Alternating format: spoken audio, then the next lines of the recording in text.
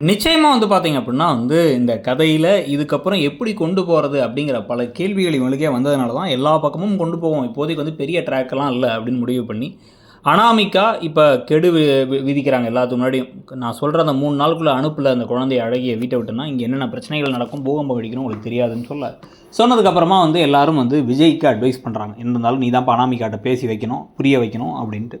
சரி, சரி, சரின்னு சொல்லி எல்லாம் சொன்னதுக்கு பிறகு தான் பார்த்தீங்கன்னா, இப்ப ராஜலட்சுமிகிட்ட இந்த எல்லா பிரச்சனையும் எப்படி தீர்வு கட்டுறது அப்படின்னு சொல்லி பேசிக்கிட்டு இருக்க. அப்போ அந்த சமயத்தில் அங்கே வேணுனே சித்ரா தேவி நம்ம குடும்பத்தை பிரிக்க போகிறாளாம் அனாமிகா அப்படின்னு ஒரு குண்டை தூக்கி விட்டு போயிடுறாங்க. என்ன பண்ணுறதுன்னு தெரியாமல் குடும்பம்லாம் குழப்பமாக இருக்க. இன்னொரு பக்கம் பார்த்திங்கன்னா கௌதம் ஓவர் நடிப்பாக இருக்குது. அப்படியே நம்ம குழந்தெல்லாம் பெற்றுக்கிட்டா நம்ம எப்படி மாடல் ஆகிறது அப்படிங்கிற ஐஸ்வர்யாவுடைய பயத்துக்கு ஏதோ புக்ஸ் எல்லாம் கொடுத்து இப்படி மெயின்டைன் பண்ணிக்கோ, நான் குழந்தைய பார்த்துக்கிறேன், நீ போய் உனக்கு கனவை தேடி ஓடு, நான் உனக்கு சப்போர்ட் பண்ணுறேன் அப்படின்லாம் பேசும்போது நல்லா இருக்குது. ஆனால் அப்புறமா என்ன சொல்கிறாரு, இப்படி தான் நம்ப வச்சு அவளை கழுத்து இருக்கணுங்கிற மாதிரி பேசிட்டு போகிறாரு.